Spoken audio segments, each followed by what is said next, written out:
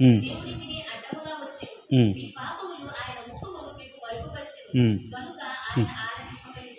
కనుక ఆయన ఆలకింపక ఉన్నాడు. దేవుడు ఈ వాక్యం ద్వారా మనతో మాట్లాడును గాక. చెప్దాం, ప్రైజ్ లార్డ్, హల్లెలూయా. గత కొన్ని వారాలుగా మనం ఒక శ్రేష్టమైన విషయాన్ని నేను మీకు పదే పదే జ్ఞాపకం చేస్తున్నాను. ఏంటి ఆ విషయం అంటే, దేవుడు ఎందుకని నేను ఇంతగా ప్రార్థన చేసినా దేవుడు నా ప్రార్థన అంగీకరించట్లేదు, ఇంతగా ప్రయాసపడుతున్నా సరే నా మొర ఆలకించట్లేదు, ఎందుకని దేవుడు నన్ను రక్షించట్లేదు, కాపాడట్లేదు, సమస్యల్లో చిక్కుబడిపోతున్నాను, కష్టాలతో నలిగిపోతున్నాను, బాధలతో ఇబ్బంది కొలిమిలో కృంగిపోతున్నాను, కాలిపోతున్నాను, ఎందుకని ఆయన కనికర కరుణాస్తం నా మీద లేదు, ఏమైపోయాడు దేవుడు, ఎందుకని నన్ను రక్షించట్లేదు, ఎందుకని నన్ను కాపాడట్లేదు, ఎందుకని నన్ను విడిపించట్లేదు, ఎందుకని ఎందుకని ఎందుకని ఎందుకని అనే ప్రశ్న మన జీవితాల్లో విడిపించబడకుండా, కాపాడబడకుండా నలిగిపోతున్న సందర్భాల్లో మన బ్రతుకుల్లో వస్తుంది. దానికి ఒకటి డైరెక్ట్ ఆన్సర్. మనం చదివిన వచనంలో రక్షింపనేరక ఉండునట్లు ఆయన హస్తము కొరచకాదు, విననేరక ఉండునట్లు ఆయన చెవులు మందం కాలేదు. అంటే దాని అర్థం ఏంటంటే, ఆయన మన ప్రార్థన వింటూనే ఉన్నాడు. ఆ విధంగానే తన యొక్క దక్షిణ హస్తం చాపే ఉన్నాడు. కానీ మన బ్రతుకుల్లో ఆ చాపబడిన హస్తము ద్వారా, మీరు కానీ క్రొత్త నిబంధన గ్రంథంలో ఆది అపోస్తుల ప్రార్థన కానీ చదివితే, దేవా నీకు విరోధముగా ఈ బిడ్డలు చేస్తున్న పని చూడండి, నీవు నీ కార్యము జరిగించడానికి నీవు చేయి చాచి ఉండగా దాన్ని ముడ్చగలిగిన వాడేవాడు, దానికి ఎదురేముందని ఏక మనసుతో వాళ్ళు ప్రార్థన చేసినప్పుడు భూకంపం కలిగినట్లుగా మనం చదువుతాం, భూమి కంపించినట్లుగా మనం చదువుతాం. అంటే ఆయన చేయి చాస్తే అంత ప్రభావం ఆ ప్రదేశంలో, ఆ సంఘం మీద, ఆ కుటుంబాల మీద ఉంటుందని అర్థం. ఆయన ముడుచుకున్నాడు, ఏమి చేయట్లే. మనం మన ఇంటి ముందుకి లేకుంటే మనం అటు ఇటు తిరుగుతున్నప్పుడు ఊర్లో భిక్షగాళ్ళు మనల్ని అయ్యా అయ్యా ఉంటే ధర్మం చేయండి అని అడుగుతుంటారు. మన దగ్గర ఉంటాయి, మనకు ఇష్టం లేదనుకో, లేదు పో అంటాం. ఉన్నా ఇవ్వాలన్న మనసు లేకపోతే ఇవ్వం, ఉంటాయి కానీ ఇవ్వం. అలానే మన జీవితంలో కూడా ఆయన దగ్గర లేక కాదు, వినక కాదు, కానీ ఆయన మనకు చెయ్యట్లేదు, మన ప్రార్థన వినట్లేదు. ఏంటి కారణం? ఎందుకని వినట్లేదు అంటే ఒకటే రీజన్, అది ఆయనకు మనకు మధ్యగా ఉన్నటువంటి పాపం. ఆయనకు మనకు మధ్యగా ఉన్నటువంటి పాపం. ఈ విషయాన్ని మీకు పదే పదే చెప్పడానికి గల కారణం ఏంటంటే, పాపము అనే దాని గురించి ఒక క్లారిటీ మనకు తెలిసి ఉండాలి. ఇప్పటి వరకు మనం నేర్చుకున్న దాన్ని బట్టి, విన్న దాన్ని బట్టి పాపము అనగానే వ్యభిచారం చేస్తే పాపము, దొంగతనము చేస్తే పాపము, నరహత్య చేస్తే పాపము, అబద్ధ సాక్ష్యము పాపము, లేకుంటే ఇలాంటివి మత్సరము, కోపము, ద్వేషము, అసూయ, ఇవన్నీ పాపాలు.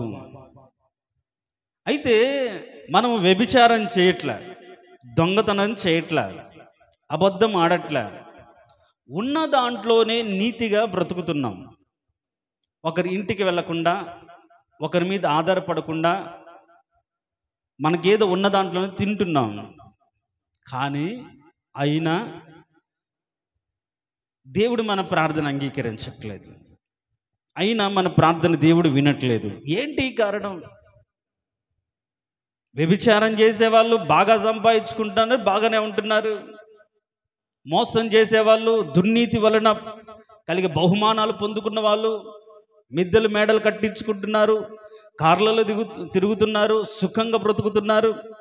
ఎదుటి వారిని మోసం చేసి వంచన చేసి సంపాదించుకున్న దాన్ని బట్టి లగ్జరీగా బ్రతుకుతున్నారు. నేను అలా చేయట్లేదే, కానీ ఎందుకని దేవుడు నా ప్రార్థన వినట్లేదు? వాళ్ళలాగా లేను, కానీ ఎందుకని నా ప్రార్థన వినట్లేదు అంటే, నువ్వు అలాంటి పాపము చేయకపోవచ్చు. వ్యభిచారము, దొంగతనము, నరహత్య ఇలాంటి ప్రత్యేకంగా ప్రస్తావించబడినటువంటి ఆజ్ఞల అతిక్రమము ద్వారా వచ్చే పాపాన్ని నువ్వు చేయకపోవచ్చు. కానీ బైబిల్లో వీటికి మించి పాపం అంటే ఏంటో దేవుడు ప్రత్యక్షపరిచాడు. దీనికి స్తోత్రం, హల్లెలూయా. అందుకని గత 2-3 వారాలు కొన్ని విషయాలను నేను ప్రస్తావిస్తూ, ఒకటి పాపము అంటే ఒకటి ఏం చెప్పుకున్నామంటే, మేలైనది చెయ్యనెరిగియు అలాగూ చేయకపోతే పాపం. మేలైనది ఒకరి విషయంలో, ఒక కుటుంబానికి, ఒక వ్యక్తికి మేలు, అది ఆత్మ విషయమై లేకుంటే పర సంబంధమైనటువంటి మేలు. అంతేగాని దుర్నీతి విషయమైన మేలు చేయాలనుకుంటే మాత్రం కరెక్ట్ కాదు. ఈ రోజుల్లో యెహోషాపాతు ఉన్నాడు. యెహోషాపాతు ఎవరికి మేలు చేయాలని చూశాడు చెప్పండి? ఎవరితో యుద్ధానికి వెళ్ళడానికి ఇష్టపడ్డాడు? తెలీదా? ఏం మర్చిపోతుంటారో, ఏం గుర్తుంచుకోకపోతే విశ్వాస జీవితాన్ని ఎట్లా కాపాడుకుంటాం? కాపాడుకోలేము. యెహోషాపాతు ఆహాబుతో తన కొడుకును అల్లుడిగా చేసి విందు చేసుకున్న తర్వాత ఈ ఆహాబు అతన్ని ప్రేరేపించాడు. నాకు పడని ఒక వ్యక్తి ఉన్నాడు, అతని మీదకి యుద్ధానికి వెళ్దామంటే ఇతను ఓకే అన్నాడు. అంటే అతనికి మేలు చేస్తున్నట్లుగానేగా, అతనికి సహాయపడుతున్నట్లుగానేగా, అతనికి తన మీద ఉన్న నమ్మకాన్ని బట్టి, తను చూపించిన ప్రేమను బట్టి, ఉన్నటువంటి సంబంధాన్ని బట్టి, కలుపుకున్నటువంటి బంధుత్వాన్ని బట్టి ఒక మేలు చేయాలని అతనితో పాటు యుద్ధానికి వెళ్ళాడు. కానీ దేవుడు దాన్ని ఏమన్నాడంటే తప్పు అన్నాడు. అవునా కదా? దేవునికి స్తోత్రం, హల్లెలూయా. భక్తిహీనులకు మనం మేలు చేయడము, దేవుని ఎరగనటువంటి ప్రజలతో పొత్తు కరెక్ట్ కాదు. అంటే మేలైనది చేయనెరిగి అలాగూ చేయకపోవట పాపము అని తెలిసినప్పుడు మన బిడ్డలకు, ఆత్మీయులకు వాక్యానుసారమైనటువంటి స్థితిలో స్థిరపరచబడుటకు మనము మన చేతనైన సహాయం మనం చేయాలి. కానీ లోకస్తులకు, అన్యులకు, దేవుని ఎరగనటువంటి వారికి, దేవుని కాదనుకున్నటువంటి వారికి. ఇప్పుడు ఆహాబు ఎవరికి రాజు? ఇశ్రాయేలీలకే కదా. ఇశ్రాయేలు ప్రజలు ఎవరు? దేవుని బిడ్డలే కదా. అక్కడ ఎలీషా ఉన్నాడు, ఏలియా ఉన్నాడు, గొప్ప గొప్ప ప్రవక్తలందరూ కూడా యూదా రాజ్యంలో కాకుండా ఇజ్రాయేలు రాజ్యంలో ఉన్నారు. వాళ్ళు తన ప్రజలైనప్పటికీ సరైన సక్రమైన మార్గంలో నడవట్లేదని దేవుడు వారిని సరైన మార్గంలో నడిపించడానికి అక్కడ ప్రవక్తలను ఉంచాడు. వారిని పరిపాలిస్తున్న రాజు దేవుని ఎరగనటువంటి స్థితిలో, యెరొబోము మొదలుకొని వచ్చిన రాజులందరూ కూడా దేవుని ఎరగనటువంటి స్థితిలో ఉన్నటువంటి స్థితిలో ఉన్నారు. అలాంటి దేవుని బిడ్డ అయి ఉండి, దేవుని రాజ్యానికి రాజు అయి ఉండి, దేవుని ఉద్దేశాన్ని ఎరగకుండా, దేవుని చిత్తాన్ని తెలుసుకోకుండా, దేవుని సన్నిధిలో ప్రార్థన చేయకుండా, తన ఇష్టాన్ని నెరవేర్చుకోవడానికి దేవుని కాదనుకుని వెళ్ళినటువంటి వ్యక్తితో అసలు పొత్తే తప్పు అని బైబిల్ చెప్తుంటే, అవిశ్వాసులతో విజ్జోడుగా ఉండకూడదు. నీతికి దుర్నీతికి ఏం సాంగత్యం? మనం నీతికి బ్రతుకుతున్న వాళ్ళు దుర్నీతిలో బ్రతుకుతున్న వారితో సాంగత్యం ఏంటి? అందుకనే చెప్తాడు ఏంటి, దుష్టుల సాంగత్యం మంచి నడవడికని చెరిపివేస్తుంది. ఎప్పుడైతే ఈ యొక్క యెహోషాపాతు అతనికి సాంగత్యం చేశాడో, అతని సహవాసానికి వెళ్ళాడో, అతను మనసు మార్చి అతన్ని కూడా దేవుడికి విరోధంగా పోరాడడానికి ప్రయత్నించడానికి ప్రేరేపించాడు ఈ ఆహాబ్ అనే వ్యక్తి. మీరు చూడండి, దినవృత్తాంతంలో 2వ గ్రంథం 19వ అధ్యాయం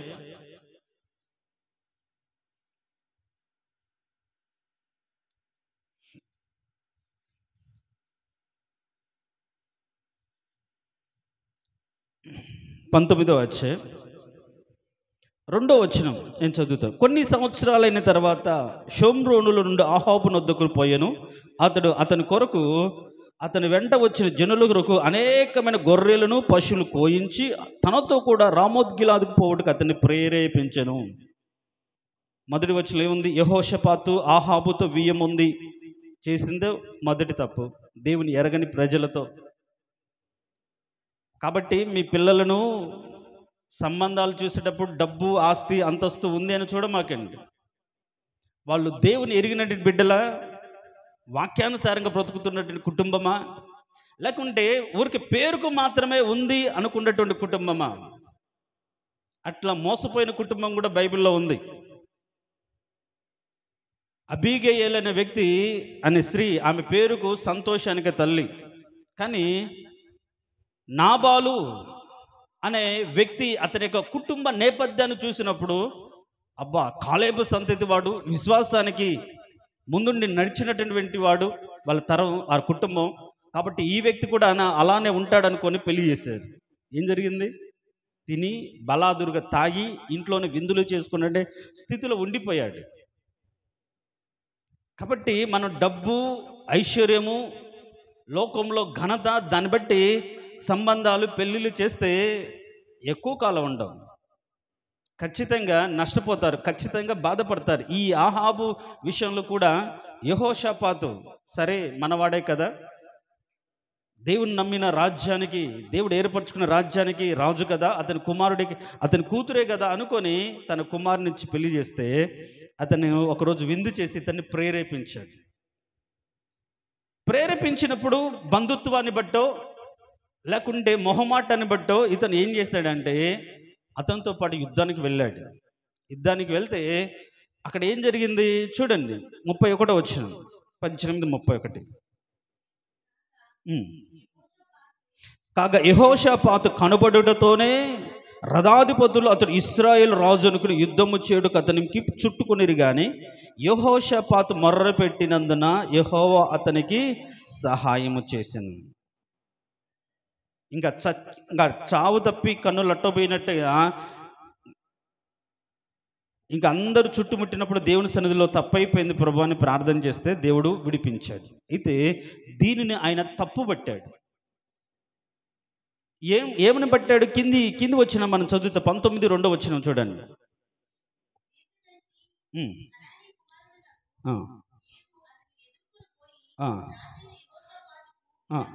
రాజైన యెహోషాపాతుకి ఇలాగూ ప్రకటన చేసిన, నీవు భక్తిహీనులకు సహాయము చేసి యెహోవా శత్రులకు స్నేహితుడవితివి కదా, అందువలన యెహోవా సన్నిధి నుంచి కోపం నీ మీదికి వచ్చును. మనం ఎవరికి మిత్రులుగా ఉండాలి? ఎవరితో సహవాసం చేయాలి? పరిశుద్ధులతో, సంఘముతో, సంఘస్థులతో, దేవుని ఎరిగిన బిడ్డలతో ఉండాలి. కానీ లోకస్తులతో, దేవుని ఎరగని బిడ్డలతో, ఒకవేళ దేవుని నమ్మి ఆ భక్తులు సరిగా లేనటువంటి వారితో కాదనుకొని, దేవుడే లేడనుకొని ఇష్టానుసారంగా ప్రవర్తిస్తున్న వారికి, అలాంటి వారికి సహాయం. మనం ఇందాక ఏమని చెప్పుకున్నామంటే ఇదంతే ఎందుకు చెప్తున్నా, మేలైనది చెయ్యనెరిగి అలాగో చేయకపోతే పాపం, అయ్యో పాపం అనుకొని బుద్ధిహీనులకు, భక్తిహీనులకు, దేవుని కాదనుకున్న వాళ్ళకి పాపము సహాయము చేస్తే అది దేవుడు దాన్ని ఏమంటున్నాడని పాపముగా ఎంచుతున్నాడు, దుర్నీతిగా పోలుస్తున్నాడు. కోపం ఎవరి మీదకి వస్తుంది? మనం రోమిలకు రాసిన పత్రికలో సమస్త భక్తిహీనత మీద, అంటే దుర్నీతి వలన కలిగిన సమస్త భక్తిహీనత మీద దేవుని కోపం పరలోకం నుంచి వస్తుంది. ఇప్పుడు ఈ దేవుని కోపం ఇతని మీదకి వచ్చింది, రావడానికి గల కారణం ఏంటి? ఏ పాపం చేశాడు యెహోషాపాతు? వ్యభిచారం చేశాడా? దొంగతనం చేశాడా? నరహత్య చేశాడా? ఏం చేశాడు? ఒకరికి సహాయానికి వెళ్ళాడు.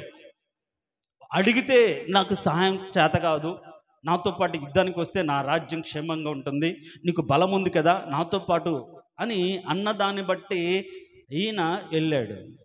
ఈ రోజుల్లో దేవుని కోపం మన మీదకి ఎందుకు వస్తుంది అంటే, మన జీవితంలో ఏ రకమైన పాపం చేస్తున్నామంటే, భక్తిహీనులకు సహాయము చేసే పాపం.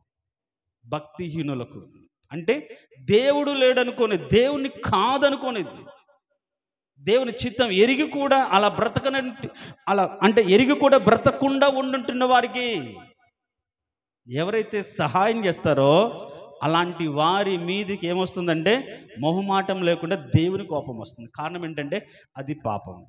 అయ్యో పాపం, ఎలా ఉంటారు, ఏం చేస్తారు, నేను ఇంకా తప్ప ఎవరు చేయలేరు కదా, సరే మనం స్నేహితులం కదా, మనం బంధువులం కదా అనే ఆలోచనతో కొన్నిసార్లు మనకు తెలియకుండానే కొన్ని పాపాలు చేస్తూ ఉంటాం.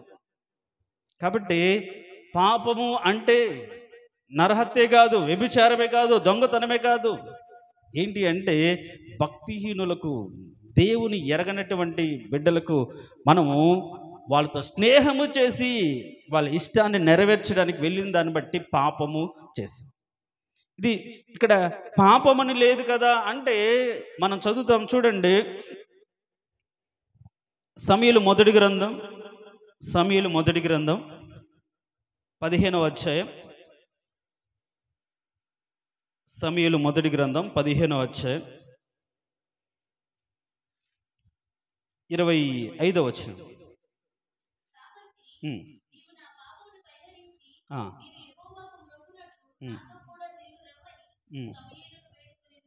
చాలు. ఈ సౌలు సమూయేలుతో అంటున్నాడు, ఏమంటున్నాడు? నా పాపమును పరిహరించి. తర్వాత దానికంటే 24వ వచనం చదవండి, ఇంకా క్లియర్గా ఉంటుంది.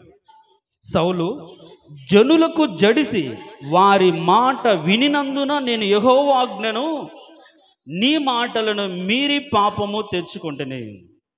ఇక్కడ 2 సందర్భాలు ఉన్నాయి. ఒకటి,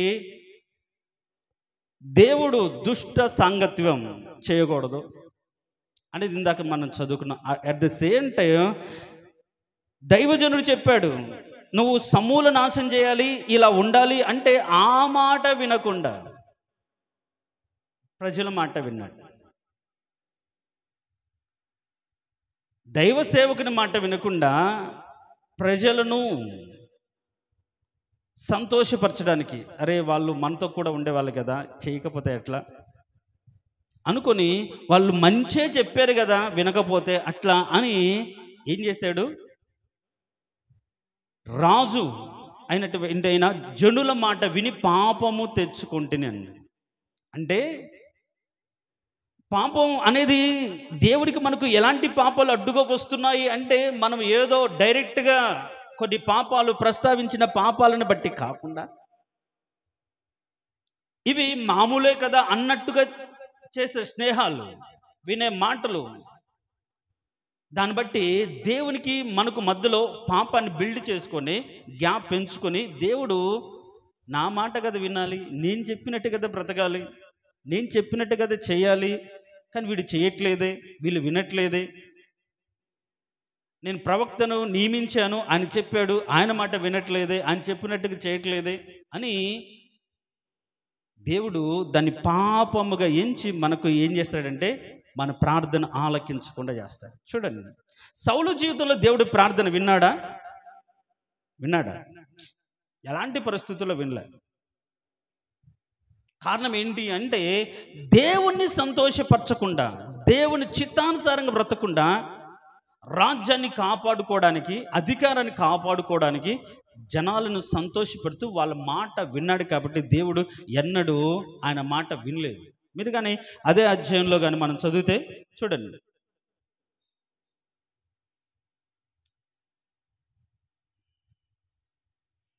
28వ అధ్యాయం, సమూయేలు మొదటి గ్రంథం 28వ అధ్యాయం. అట్లా కదా, 4వ వచనం చదువుదాం.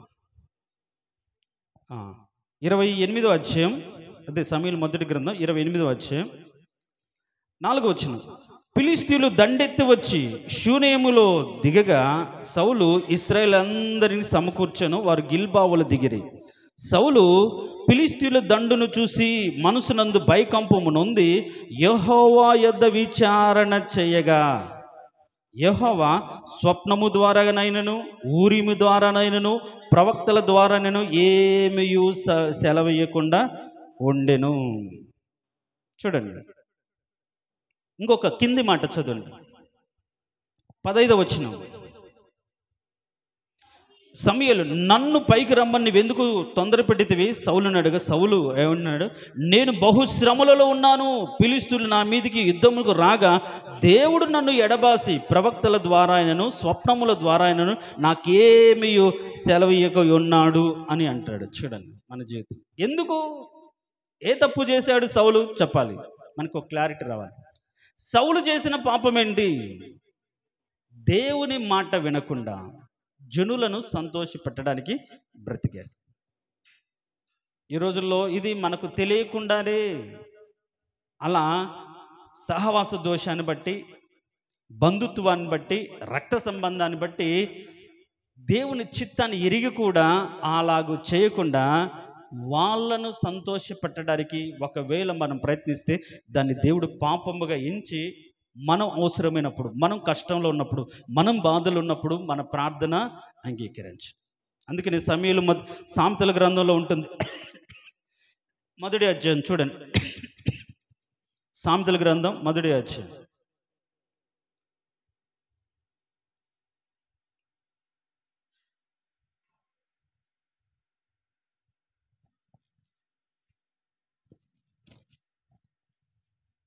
25వ వచనం.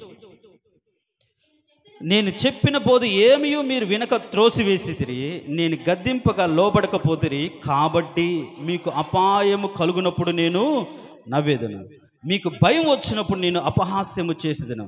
భయము మీ మీదకు తుఫాను వల్ల వచ్చినప్పుడు, సుడిగాలు వచ్చినట్లు మీకు అపాయం కలుగుగా, మీకు కష్టము దుఃఖము ప్రాప్తించినప్పుడు నేను అపహాస్యము చేసేదను. అప్పుడు వారు నన్ను గూర్చి మొర్రపెట్టెదరు గాని నేను ప్రత్యుత్తరం మీకు ఉందును. శ్రద్ధగా వెతికినను నేను వారికి కనబడకుందును. శ్రద్ధగా వెతికిన. చూడండి, దేవుడి యొక్క ఉద్దేశాన్ని తెలుసుకోకుండా, దేవుడికి చిత్తాన్ని తెలుసుకోకుండా మనం భక్తి చేయడంలో లాభం లేదు. అందుకనే మనం దేవుని యొక్క గుణగణాలను తెలుసుకోవాలి, దేవుని యొక్క మనసును తెలుసుకోవాలి. దేవుని యొక్క మనసును తెలుసుకోగలిగితేనే ఆయన మనసును కష్టపెట్టకుండా జాగ్రత్త పడతాడు. తల్లిదండ్రుల మనసు బిడ్డలు తెలుసుకుంటే, అయ్యో ఇది చేస్తే మా నాన్నకి ఇష్టం ఉండదు కదా, మా అమ్మ తిడుతుంది కదా, మా నాన్నకు మా కుటుంబ అవమానం కదా, ఇలా ఉండకూడదు, ఇది మా ఇంట్లో నచ్చదు కదా అని తల్లిదండ్రుల మనసు, కుటుంబ బాధ్యత, విలువలు వాళ్ళు గుర్తించగలిగితే మనసులు ఉన్నప్పుడే వాళ్ళు జాగ్రత్త పడతారు. అంతే. విశ్వాసంలో కూడా దేవుని మనసు మనం ఎరగగలిగితే దేవుని ఉద్దేశాన్ని, దేవుని చిత్తాన్ని, అందుకని మన వాక్యాన్ని ఎంతగా తెలుసుకోగలిగితే అంత పరిశుద్ధంగా, అంత నీతిగా బతుకుతాం. తెలియకపోతే బతకలేము. సింపుల్, అయ్యో నాకు తెలియదు అయ్యా, అయ్యా నాకు తెలియదు అని దాన్ని ఈజీగా తోసివేస్తారు. కాబట్టి తెలుసుకోవాలి. ఆ తెలుసుకోవడానికి ఆయన ప్రత్యక్షత కలిగిన మనసు అనుగ్రహిస్తాడని రాయబడింది బైబిల్లో. దేవుణ్ణి మనం తెలుసుకోవాలి. దేవుని మనసు తెలుసుకుంటేనే అప్పుడు అంటాడు, నా ఇష్టాన్ని నెరవేర్చినవాడు, నా ఉద్దేశాన్ని అంతటి చేసేవాడని దావీదు గురించి చెప్పినట్టుగా దేవుడు మన గురించి చెప్తాడు. మరి ఎంతవరకు మనం దేవుని తెలుసుకున్నాం?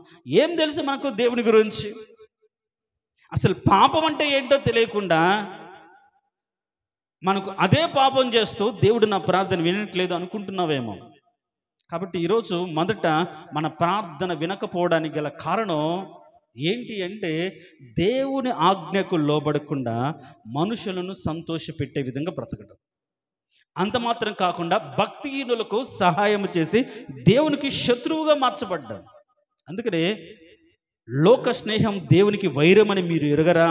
ఎవడైతే లోకంతో స్నేహము చేస్తాడో వాడు దేవునికి శత్రువగును. దేవునికే శత్రువుగా మనం చేసుకొని దేవుడు నన్ను ప్రేమించట్లేదు, దేవుడు నాకు నా పట్ల కృప చూపించట్లేదు అంటే ఎట్లా? నువ్వు ఇష్టడుగా లేవు, ఆయన కనుసన్నలో లేవు, నువ్వు శత్రువు అయిపోయావు మనకు తెలియకుండానే. కానీ నేను ఆయన ఎరిగిన వాడును, ఆయన ఎద్దుకు వచ్చేవాడును అనుకుంటాం. కాబట్టి బైబిల్ ఒకటే మాట ఉంటుంది, మనము దేవుని ఎరగాలి, తర్వాత ఆయన మనల్ని ఎరిగి ఉండాలి. అది లేకపోతే ఉపయోగం లేదు. కాబట్టి ఏ పాపం మనకు దేవునికి మధ్యలో అడ్డు వస్తుందంటే, ఒకటి భక్తిహీనులకు సహాయం చేసి కోపం తెచ్చే పాపం. అంటే ప్రజల మాట విని దేవుని దృష్టికి దేవుని మాటను ధిక్కరించి చేసే పాపం. ఈ ప్రజల మాట ఎక్కువ ఎప్పుడు వింటామంటే పెళ్ళిళ్ళకు, కొన్ని అకేషన్లో దైవ సేవకుడు ఇది వద్దు, ఇలా కాదులేమ్మా, వద్దులే అంటే వాళ్ళు ఏమంటారు, వీళ్ళు ఏమంటారు, ఇట్లా చేయకపోతే ఎట్లా అసలు అని దాన్ని బట్టి ఏమొస్తుంది? నష్టం వస్తుంది. నష్టపోవడానికే ఇష్టపడతారు కానీ చేయకుండా మాత్రం ఉండరు. అది తెలియదు వాళ్ళకు, ఎంత నష్టపోయాము, దేవుని కృపను కోల్పోతున్నామే, దేవుని యొక్క సన్నిధిని దూరం చేసుకుంటున్నామే, మనుషుల ఇచ్చలు నెరవేర్చుకోవడానికి. అందుకనే మీ విశ్వాసము మనుషుల జ్ఞానం చొప్పున కాకుండా అని బైబిల్లో రాయబడేది. మన మనుషుల పారంపర్య చొప్పున మన విశ్వాసం ఉండకుండా దేవుని ఉద్దేశాన్ని, దేవుని చిత్తానుసారంగా ఉండాలి. మనుషులను సంతోషపెట్టే వారమైతే దేవునికి దాసులు కాకుండా, దేవుని దాసులం కాదు. దేవుడు ఎక్కువగా తీవ్రంగా పరిగణించే పాపం ఏంటంటే, మనం దేవుణ్ణి కాదనుకొని మనుషుల మాట వింటే దాన్ని చాలా తీవ్రంగా పరిగణిస్తాడు, ఏ విషయంలోనైనా సరే. కాబట్టి ఈ విషయంలో మనం చాలాసార్లు మనకు సమస్య రాగానే, కష్టం రాగానే, బాధ రాగానే, అవసరత రాగానే మొదట దేవుని యొద్దకు రావాలి, అడగాలి, ఆలోచన అడగాలి, ఉద్దేశం అడగాలి, చిత్తాన్ని అడగాలి, కనిపెట్టాలి, ప్రార్థించాలి. యెహోషాపాతు ప్రార్థించినప్పుడు దేవుడు సాయం చేయలేదా? 4 రాజులు వచ్చినప్పుడు, హిజ్కియా మీదకి దండెత్తి వచ్చినప్పుడు దేవుడు సహాయం చేయలేదా? దేవుని మందిరంలోకి వచ్చి ఆసా మీదకి ప్రజలు వేరే రాజులు వచ్చినప్పుడు దేవుని సన్నిధికి వస్తే సహాయం చేయలేదా? దావీదు శ్రమలో ఉండినప్పుడు తనతో ఉన్న వాళ్ళ రాళ్ళెత్తి కొట్టాలనుకున్నప్పుడు దేవుని బట్టి ధైర్యం తెచ్చుకుని దేవుని సన్నిధిలో ప్రార్థించినప్పుడు దేవుడు సహాయం చేయలేదా? చేశాడు. ఇవన్నీ మనకు తెలుసు. కానీ అందరిని అడిగి, అందరినీ విచారించి ఎవ్వరు ఇవ్వకపోతే దేవా నీవే దిక్కు అంట. కరెక్ట్ కాదు. అది విశ్వాసానికి, అది సరైన విశ్వాసం కూడా కాదు. మొదట దేవుని సన్నిధికి వచ్చి నువ్వు ప్రార్థన చేస్తే నీకు ఎవరి వలన సహాయం కలుగుతుందో వారిని దేవుడు సమకూరుస్తాడు. అది ప్రాసెస్. వాళ్ళని అడిగి వీళ్ళని అడిగి కాదనుకొని వద్దనుకొని ఎవరు చేతులు ఎత్తిన తర్వాత ప్రభు ఇంకా ఎవరు లేరు, మొదటే ఆయన దగ్గరికి వెళ్తే ఆయన ఏం చేస్తాడంటే, నీకు ఎవరి ద్వారా సహాయం కలుగుతుందో వారిని ఏర్పరిచి నిర్ణయించి నిన్ను వాళ్ళ దగ్గరికి పంపించి వారి ద్వారా దేవుడు ఆ కార్యాన్ని జరిగిస్తాడు. దేనికి స్తోత్రం, హల్లెలూయా. కాబట్టి మనము చేసే పాపాలు ఏంటి అంటే, దొంగతనము, వ్యభిచారం, నరహత్య కాదు. దేవునికి విరోధంగా దేవుని మాట వినకుండా, దైవ సేవకుని మాట వినకుండా మన ఇష్టానుసారంగా ప్రవర్తించడం, జనుల మాట వినటం, దీన్ని బట్టి పాపం తెచ్చుకుంటాం. రెండవది, తర్వాత ఈ విషయాన్ని మనం జ్ఞాపకం చేసుకుంటూ పోయిన వారం కూడా, విశ్వాస మూలము కానిది పాపము. విశ్వాస మూలము కాని అంటే మనం చేసే ఏ పనిలో అయినా దేవుని మీద నమ్మకంతో చేయాలి. దేనికి స్తోత్రం, హల్లెలూయా. ఆ మాటనే ఆదివారం కూడా మనకు ఆ విశ్వాసం లేకపోతే అస్థిరత ఏర్పడుతుంది, సందేహం ఏర్పడుతుంది, అనుమానం ఏర్పడుతుంది. కాబట్టి ఏమీ పొందుకోలేకపోతాం. దాన్ని ఏమంటారు? విశ్వాస మూలము కానిది. ఏ ప్రార్థనైనా, ఏ పనైనా, ఏ కార్యమైనా నా దేవుడు నాతో ఉన్నాడు, ఖచ్చితంగా చేస్తాడు. ఒకవేళ ఇప్పుడు చేయకపోయినా ఇంక రేపైనా చేస్తాడు, లేకుంటే ఆయన ఖచ్చితంగా చేసేవాడు. చేసినా చేయకపోయినా ఆయన చెప్పినట్టుగా నడుస్తాననే నమ్మకం మనలో ఉంటే ఖచ్చితంగా తన కాలమందు ఖచ్చితంగా సాయం చేస్తే దేవుడు. దేనికి స్తోత్రం, హల్లెలూయా. తన కాలము, దేవునికి ఒక కాలం ఉంటుంది. ఎవరిని ఎప్పుడు హెచ్చించాలి, ఎవరిని ఎప్పుడు తగ్గించాలి, ఎప్పుడు గణపరచాలి, ఆ గణపరిచేంత వరకు కూడా ఒక లాజిక్. ఆయన తగిన కాలమందు మనం హెచ్చించినట్లుగా మనం ఏం చేయాలి? ఆయన బలిష్టమైన రెక్కల నీడ క్రింద ఎలా ఉండాలి? దీన మనస్కులై ఉండాలి. ఏడుస్తూ, గొనుగుతూ, బాధపడుతూ కాదు, దీనత్వం ధరించుకొని, ప్రభువా ఈ లోకంలో ఒకరిని హెచ్చించేది, ఒకరు తగ్గించేది నీవే. ఒకరికి ఇచ్చేది నీవే, ఇవ్వకుండా ఉండేది మీరే. నీ చిత్తమైతే నాకు ఇస్తారు, లేకపోతే లేదు. నీ ఏదైనా సరే నీ ద్వారా నాకు కలగాలని ఎవరైతే దీన మనసు కలిగి ఆయన రెక్కలే నీడ క్రింద ఆయన సన్నిధిలో ఉంటారో తగిన కాలం ముందు దేవుడు వారిని హెచ్చిస్తాడు. దేవునికి స్తోత్రం. హల్లెలూయా చెప్దాం. ప్రజలు హల్లెలూయా. కాబట్టి మనం తొందరపడిన దాన్ని బట్టి కాదు. కాబట్టి మేలైనది చేయనెరిగి అలాగూ చేయకపోతే పాపం. కాబట్టి ఆ మేలు దేవుడు నమ్మిన బిడ్డల విషయంలో చేయాలి, కానీ భక్తి విషయంలో మనము చేయడానికి లేదు, అలాంటి సహాయం చేయడానికి లేదు. తర్వాత విశ్వాస మూలము కానిది పాపం. అందుకని ఆశ ఒకసారి ఏమో దేవుని మీద ఆధారపడ్డాడు, రెండోసారి శ్రమ వచ్చినప్పుడు ఎవరి మీద ఆధారపడ్డాడు? సిరియా రాజు మీద. దాన్ని దేవుడు పాయింట్అవుట్ చేశాడు. నీకు శ్రమ కలిగినప్పుడు నన్ను నమ్ముకున్నా కాబట్టి విడిపించాను. మరి ఇప్పుడు శ్రమ కలిగితే మనుషులు ఎందుకు నమ్ముకున్నావు? మనుషులు నమ్మిన దాన్ని బట్టి కొన్నిసార్లు మన జీవితంలో కార్యాలు జరగవచ్చు, కానీ దాని తర్వాత ఏముంటుందంటే ఇది మొదలుకు నీ బ్రతుకులు యుద్ధములే అని అంటాడు. దేవుని నమ్ముకోకుండా మనం మనుషులు నమ్ముకున్న దాన్ని బట్టి కష్టాలు కొని తెచ్చుకున్నాం అంతే. విడుదల సహాయం ఏమి కాదు. ఆ టయానికి ఆ పరిస్థితిలో ఒకవేళ సహాయం పొందామేమో, కానీ ఇంకా నిరంతరం కష్టాలు. ఆశ జీవితంలో బయాషాను అడిగాడు, బెన్హదద్ అనుకుంటాను అడిగాడు, ఆయన హెల్ప్ చేశాడు. బయాషా అతని మీదకి రాగానే అతను వచ్చి తరిమేశాడు. ఆ టయానికి విడుదల కలిగింది, కానీ తన బ్రతుకంత ఏమొచ్చాయి? కష్టాలు. విశ్వాస మూలము కానిది పాపం. సో దానినే పోయిన వారం మరణం కరము కాని పాపాలు, ఇవన్నీ మరణాన్ని తేలా ఏం తెచ్చాయి? నష్టాన్ని తెచ్చాయి. దేవుని కృపను దూరం చేసాయి, దేవుని యొక్క ప్రేమను దూరం చేసాయి, దేవుడు సహాయాన్ని దూరం చేశాయి మన పాపం. ఇప్పుడు మనం చెప్పుకున్న దాంట్లో సౌలు చనిపోయాడా? చెప్పండి అమ్మా, చనిపోయాడా?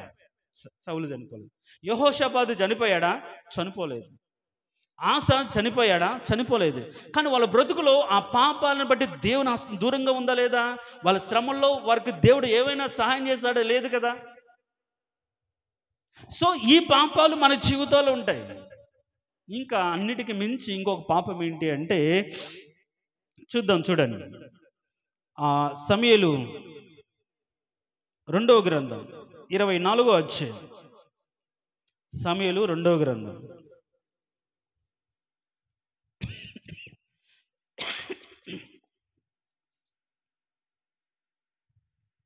24వ అధ్యాయం 10వ వచనం.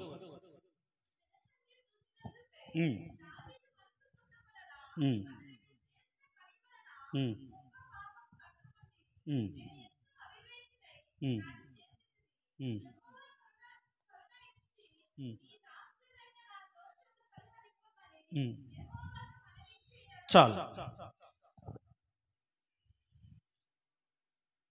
ఇక్కడ 24 మొదటి వచనం చదవండి ఒకసారి.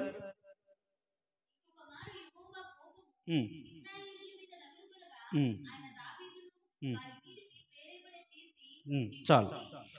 ఇంకా దినవృత్తాంతాల గ్రంథంలో ఎలా ఉంటుందంటే సాతాను అతన్ని ప్రేరేపించినట్లుగా ఉంటుంది. ఒకసారి చూడండి, దినవృత్తాంతంలో మొదటి గ్రంథం అనుకుంటాను.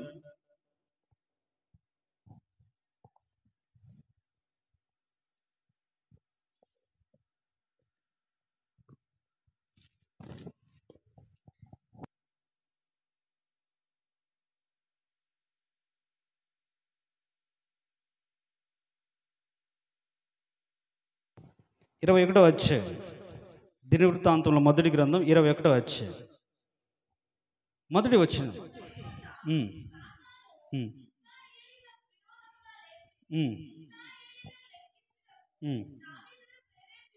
చాలు. తర్వాత సాతాను ఇశ్రాయేలునకు విరోధముగా లేచి ఇశ్రాయేలు లెక్కించుటకు దావీదును ప్రేరేపించెను అని చదువుతా. ఇప్పుడు తన బలం ఎంత, తన యొక్క సైన్యం ఎంత, తన యొక్క శక్తి ఎంత, తన యొక్క సామర్థ్యం ఎంత అని లెక్కించుకోవడము పాపం. అంటే నా ఘనత ఇంత, లేకుంటే నా కుటుంబం ఇంతది, ఎంత ఉందో అని ఆలోచించుకోవడం. దీనికి వాస్తవానికి యోబు వారిస్తాడు, అయ్యా ఇది తప్పు కదా మీరు, కానీ నేను చదువుతాను చూడండి, నేను చదువుతాను. అందుకు యోబు, రాజా నా ఏలినవాడా, యెహోవా తన జనులను ఇప్పుడున్న వారి కంటే నూరంతలు ఎక్కువ మందిని చేయునుగాక, వారందరూ నా ఏలిన వానికి దాసులుగారా, నా ఏలిన వానికి ఈ విచారణ ఎలా, ఇది జరగవలసిన హేతువేమి, జరిగిన ఎడల ఇశ్రాయేలునికి శిక్ష కలుగునని మనవి చేసిన, అయినను యోవాబు మాట చెల్లక రాజు మాట చెల్లెను గనుక యోవాబు ఇశ్రాయేల్ అంతటా సంచరించి జనసంఖ్య చేసే దావీదునికి అప్పచెప్పాను. చూడండి, జనసంఖ్యను లెక్కించడం అంటే తన యొక్క శక్తిని, సామర్థ్యాన్ని.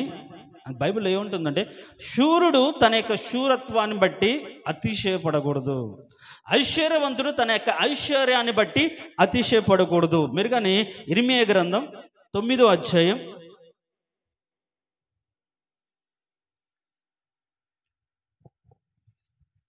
23వ వచనం, యెహోవా ఇలాగ సెలవిచ్చుచున్నాడు, జ్ఞాని తన జ్ఞానమును బట్టియు శూరుడు తన శౌర్యను బట్టి అతిశయింపకూడదు, ఐశ్వర్యవంతుడు తన ఐశ్వర్యం బట్టి అతిశయింపకూడదు. అతిశయించువాడు దేనిని బట్టి అతిశయింపవలనగా భూమి మీద కృప చూపుచు నీతి న్యాయములు జరిగించు యెహోవాను నేనే అని గ్రహించి నన్ను పరిశీలనగా తెలుసుకొనుట బట్టియే అతిశయింపవలను. దేనికి స్తోత్రం, హల్లెలూయా. ఇప్పుడు దావీదు ఒక అతిశయం. ఎంతమంది ఉన్నారు నా ప్రజలు, ఎంతమంది ఉంటే ఆయనకేం, ఎన్ని లక్షల మంది ఉంటే ఆయనకేం, వారి మీద ఆయన దేవుణ్ణి రాజుగా నియమించాడు కదా, అసలు నా వారు ఎంత, నాది ఎంత అనే ఆలోచన కలిగింది. దీన్ని బట్టి అక్కడ యోబు వారిస్తున్నాయా, ఇంకా కొన్ని వందల మంది రెట్లైన వాళ్ళందరూ నీ దాసులు కదా, అసలు లెక్కించకూడదు కదా, ఎంతో ఉందో చూసుకోకూడదు కదా, ఇంత అని నువ్వు అనుకోకూడదు కదా, ఇది నాది. మనకు తెలుసు కదా నెబుకద్నెజరు విషయంలో ఏమంటాడు నెబుకద్నెజరు, ఈ బబులోను మహాపట్టణం మన యొక్క బలాధికారం కోసం నేను కట్టించుకున్నది కాదా, రాజధాని నగరుగా అని తనలో తాను అనుకున్నాడు. అంటే తన యొక్క పట్టణాన్ని చూసి, కట్టుకున్నటువంటి ఆ కుటుంబాన్ని లేక ఇంటిని చూసి, లేక స్థితిని బట్టి, నేను ఎంత, నా ఇల్లు చూసావా, నేను ఇంత గొప్పగా, ఇంత నాది అన్నట్లుగా చేసిన దాన్ని బట్టి దేవుడు ఎక్కడ పంపించాడు, అడవులో పాలు చేశాడు. అది మనకి ఏది ఇచ్చినా అది దేవుడు ఇచ్చింది అని ఆలోచనతో మనం జాగ్రత్తగా ఉండాలి. దేవునికి స్తోత్రం, హల్లెలూయా. మనం హెచ్చించవచ్చు, ఇవ్వచ్చు, మనం సంపాదించుకోవచ్చు, సంతోషంగా ఉండొచ్చు. అది ఏదైనా సరే అది దేవుడు మనకు అనుగ్రహించింది అని ఆలోచనతో బ్రతకాలి తప్ప, ఇది నా సామర్థ్యము, ఇది నా శక్తి, ఇది నా జ్ఞానము, నా తెలివి కాబట్టి నేను ఇలా అని అనుకున్న దాన్ని బట్టి పాపాన్ని కొని తెచ్చుకుంటాను. ఇప్పుడు దావీదు చేసిన పాపం ఏంటి, ఇప్పుడు దావీదు చేసిన పాపాన్ని బట్టి ప్రజలందరూ శిక్షించబడ్డారు. ఒక్క రోజే 70,000 మంది చచ్చారు. ఒక్క రోజు, ఒక్క గడియలోనే, ఒక్క రోజులోనే. ఆ పాపానికి గల కారణం ఏంటి, ఆ తెగులు రావడానికి గల కారణం ఏంటి, అతిశయం. దేవుడు ఇచ్చిన దాన్ని బట్టి ఎంత ఉందో చూసుకోవాలని ఆలోచన. దేవుడు నాకు ఇంత ఇచ్చాడు అని చెప్పుకునే తలంపు, అది మన మీదికి దేవుని కోపాన్ని, అది దేవుడు దాన్ని పాపముగా పరిగణించి దేవుని కోపాన్ని తెస్తుంది. ఒకవేళ సాతానే నిన్ను ప్రేరేపించినా నీకెంత ఉందో, ఏ స్థితిలో ఉన్నావో దాన్ని బట్టి నువ్వు గర్వించకూడదు, దాన్ని బట్టి నువ్వు అతిశయించకూడదు. దేన్ని బట్టి అంటే దేవుడున్నాడు, తాను ఎవరికి ఇస్తాడో వారికి ఇస్తాడు, ఎవరికి ఇవ్వడో వాళ్ళకి ఇవ్వడు అని ఆలోచన కలిగి ఉండాలి. అలా ఉండకుండా దేవుడు నన్ను చూసావా ఎంతగా దీవించాడో, దేవుడు నన్ను చూసావా ఎంతగా హెచ్చించాడో, దేవుని కృపను బట్టి ఇంతగా ఇలా నన్ను, నా కుటుంబాన్ని, నా బిడ్డలను అనే ఆలోచనతో జీవపు డంబం కలిగి అతిశయం ఉందా, నువ్వేం పాపం చేయలే, కానీ హృదయంతరంగాలో నీకు కలిగిన దానిని బట్టి ఒక గర్వం, ఒక అతిశయం నీ హృదయంలో ఉన్నది, అది దేవుడు దాన్ని పాపంగా పరిగణిస్తాడు. ఇప్పుడు దావీదు ఏం పాపం చేశాడు, మనం చెప్పుకున్నట్లుగా ఎవరినైనా నిర్దాక్షిణ్యంగా చంపాడా, ఎవరినైనా నిర్నిమిత్తంగా తరిమాడా, ఏం చేశాడని ఆ ఇజ్రాయెల్ ప్రజల మీద శాపం వచ్చింది అంటే జనసంఖ్య చూశాడు. ఆహా ఎంత. ఇంకొక మాట చూపిస్తుంది చూడండి, అదే యెషయా గ్రంథం 39వ అధ్యాయం.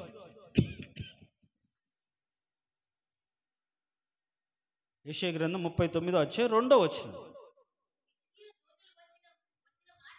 ఆ, ఆ, ఆ, ఉమ్, ఉమ్,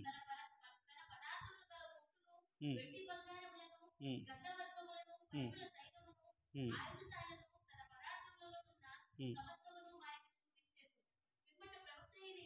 ఉమ్, ఉమ్,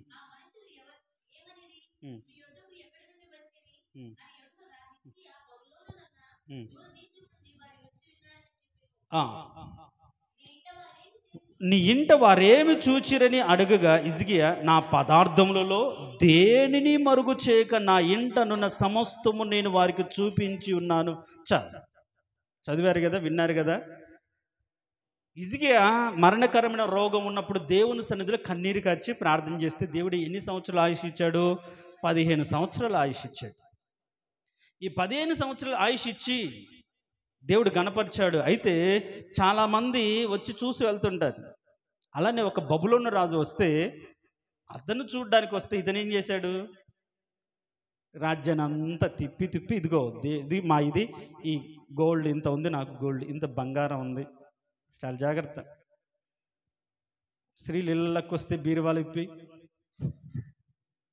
ఇన్ని చీరలు, ఇంత బంగారము, ఇంత డబ్బు, ఇంత ఆస్తి, ఇంత ఇల్లు మాది, ఇట్లా.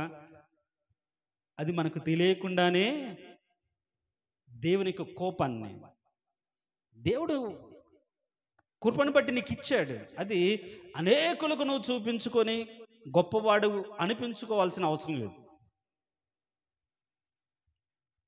ఇప్పుడు హిజ్కియా ఏ పాపం చేశాడు?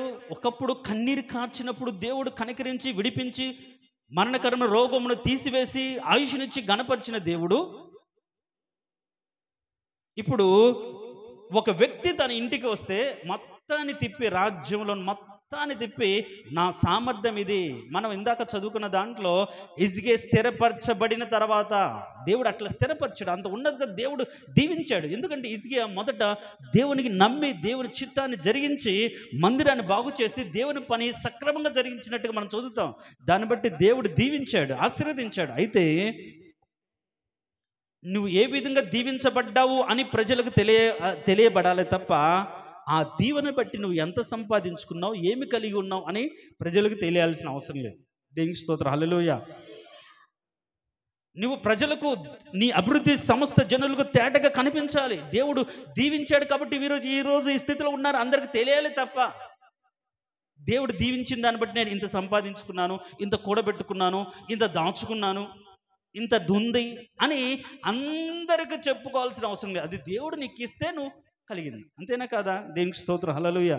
కాబట్టి మన మాటల్లో ఇవన్నీ నాకే అవసరం, నాకు ఇంత ఉంది, ఒకటి చేయి దాసను, ఒకరి దగ్గరికి వెళ్ళను, నాకేం కర్మ అంటే, నీకున్న దానిని బట్టి అతిశయపడడాన్ని దేవుడు పాపంగా పరిగణిస్తున్నాడు. ఎన్నిసార్లు మనం ఎదుటి వారి మీద నచ్చనప్పుడు, వాళ్ళ ఇంటికి వెళ్ళడానికి ఇష్టం లేనప్పుడు, ఒకవేళ వాళ్ళు మనల్ని సరిగ్గా ట్రీట్ చేయనప్పుడు, నాకేం కర్మ, నాకు దేవుడు బోలెడంత ఇచ్చాడు, సమస్తాన్ని ఇచ్చాడు, అందరికంటే గొప్పగా ఉంచాడు, అది నువ్వు అంటే వాళ్ళు ఏదో నిన్ను తిరస్కరించిన దాన్ని బట్టి నిన్ను నీవు సాటిస్ఫై చేసుకోవడానికి అనుకుంటున్న మాట కాదు. దేవుని దృష్టికి నువ్వు పాపం చేస్తున్నావు. చూడండి, హిజ్కియా మరణకరమైన రోగము నుంచి విడిపించబడి ఇప్పుడు తన కుటుంబానికి శాపాన్ని కొని తెచ్చాడు. కారణం ఏంటంటే అతిశయించాడు. తప్పించేది ఎవరు? దేవుడే కదా. హెచ్చించేది ఎవరు? దేవుడే కదా. దీన్ని బట్టి మనం ఎంత జాగ్రత్తగా ఉండాలి. మన తలంపులు, మన ఆలోచనలు. ఏ పాపం చేసయ్యా నా ప్రార్థన వినట్లేదు అంటే అనుక్షణి హృదయంతరంగంలో ఏముంటుంది? దేవుడు నాకు ఇంత ఇచ్చాడు, దేవుడు నాకు ఇంత చేశాడు. చూడండి ఆ మాట, మీరు ఒక మాట యోబు గ్రంథం 34వ అధ్యాయం అనుకుంటాను, 31వ అధ్యాయం, 31వ అధ్యాయం 24వ వచనం. చాలా జాగ్రత్తగా వినండి. యోబు గ్రంథం 31 అధ్యాయం అంతే కదమ్మా. ఎస్ 24 చూడండి, చాలా జాగ్రత్త. సువర్ణము నాకు ఆధారం అనుకుని ఎడల. సువర్ణం అంటే ఏంటి? బంగారం.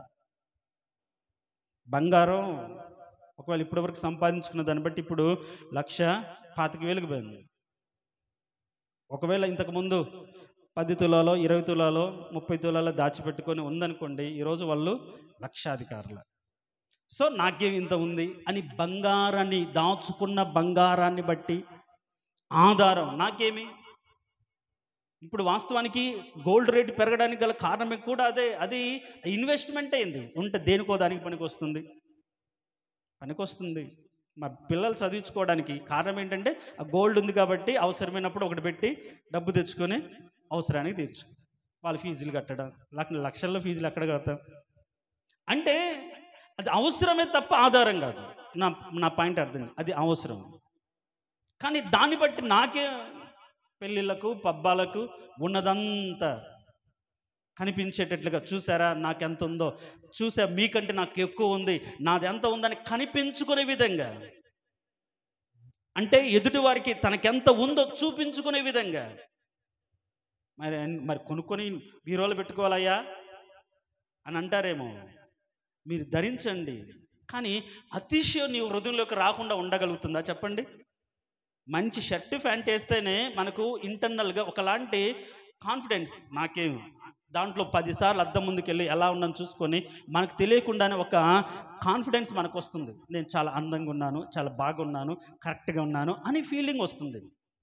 మరి ఎక్కువ గోల్డ్, అందరికంటే గోల్డ్ ఎక్కువ ఉన్నా, అందరికంటే డబ్బు ఎక్కువ ఉన్నా, అందరికంటే జ్ఞానం ఎక్కువ ఉన్నా, అందరికంటే ఏదైనా కాస్త ఎక్కువ ఉంటే ఆటోమేటిక్గా వాళ్ళకంటే నాకు ఎక్కువ ఉందని ఆలోచన మన హృదయంలో కలుగుతుంది కదా. ఆ ఆలోచన తప్పు అని బైబిల్ చెప్తుంది.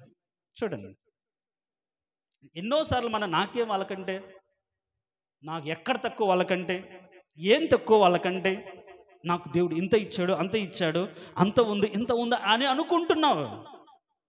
బైబిల్ దాన్ని, వాక్యం దాన్ని పాపముగా పరిగణిస్తుంది. మనం ఇంకా దేవుడి కృప మన మీదకి రాకుండా ఉండడానికి ఈ ఆలోచనలే కారణమవుతున్నాయి. చూడండి ఎంత జాగ్రత్తగా వాక్యాన్ని మనం పరిశీలించాలి. నేను వ్యభిచారం చేశానా, దొంగతనం చేశానా, ఎవరిని దోచుకున్నానా, ఎవరికైనా అన్యాయం చేశానా, ఇంకా నేనే పెట్టాను కదా, నాదే లాస్ అయ్యాను కదా, నేనే వాళ్ళకు చేసి అనిపించుకున్నాను కదా. నిజమే కావచ్చు, కానీ ఇవి కాకుండా పాపాలు ప్రత్యేకంగా రకరకాలుగా ఉన్నట్టుగా వాక్యం చెప్తుంది. దానిలో ఒకటి మనకున్న దానిని బట్టి,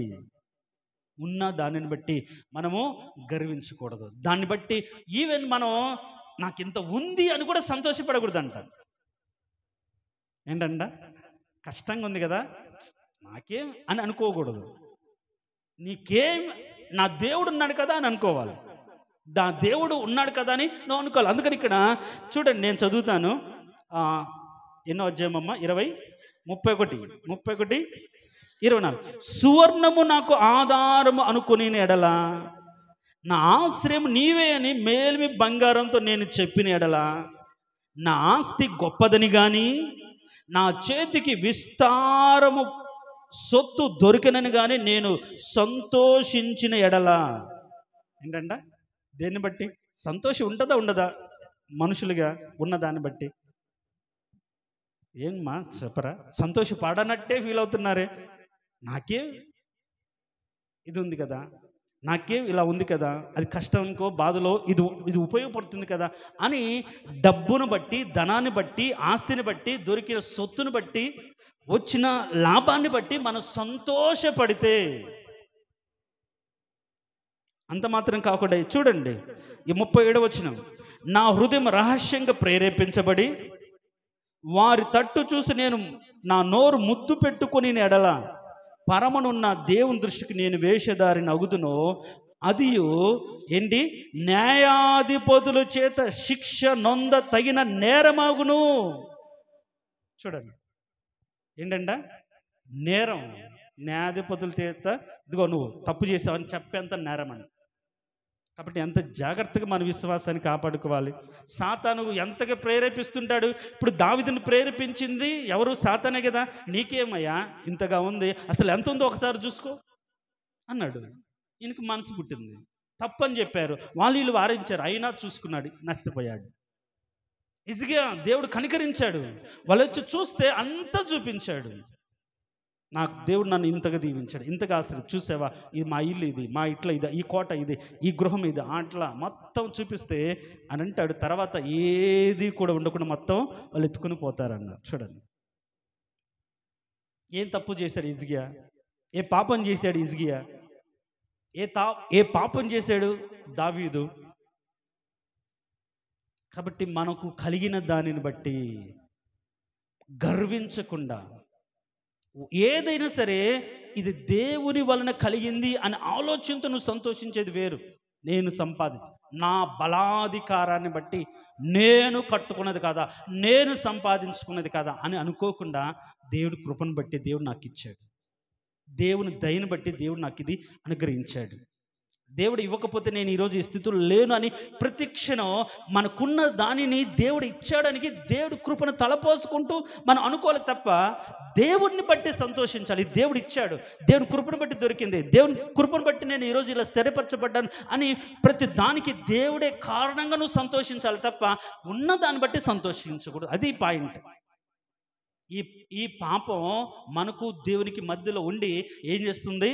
మనం ప్రార్థన చేసిన డబ్బు ఉందిగా, సరే హాస్పిటల్కి వెళ్ళు, వైద్యులు ఉన్నారుగా వాళ్ళ మీద ఆధారపడు, బంగారం ఉందిగా అది పెట్టుకొని ఏదైనా చూపించుకో, దాన్ని బట్టి ఇది సంతోషించు, ఆస్తి ఉందిగా అమ్ముకొని ఏదైనా చేసుకో అన్నట్లుగా ఉంటుంది. అప్పుడు మనం అట్లా కూడా, అయ్యా ఏదైనా ఇది నీ వలన కలిగింది కదా, నీవు ఇస్తేనే నాకు వచ్చింది కదా, నువ్వు ఇవ్వకపోతే ఎలా కలుగుతుంది ప్రభా అని దేనినైనా సరే ఆయన ఇచ్చాడు, ఆయన వలన కలిగిందని ఆలోచనతో మనం సంతోషించాలి. కానీ ఉన్న దానిని బట్టి మనం సంతోషించి అక్కడ రాయబడింది, కొందరు సూర్య నమస్కారం, ఇప్పుడు కూడా మన వాళ్ళు కూడా నెలవంక చూడగానే, నెల పొడుపు రాగానే ఏం చేస్తారు? భార్య భర్త మొహం చూస్తుందో లేదో నాకు తెలియదు, అదిగా చూడదంట శ్రీజ, వాళ్ళ ఆయన వైపు చూడదంట. నేను చూడనండి. చూడండి, ఇవన్నీ దాన్ని అట్లా చూస్తే ఏమనుందంటే వేషధారి, అది శిక్ష అని రాయబడింది.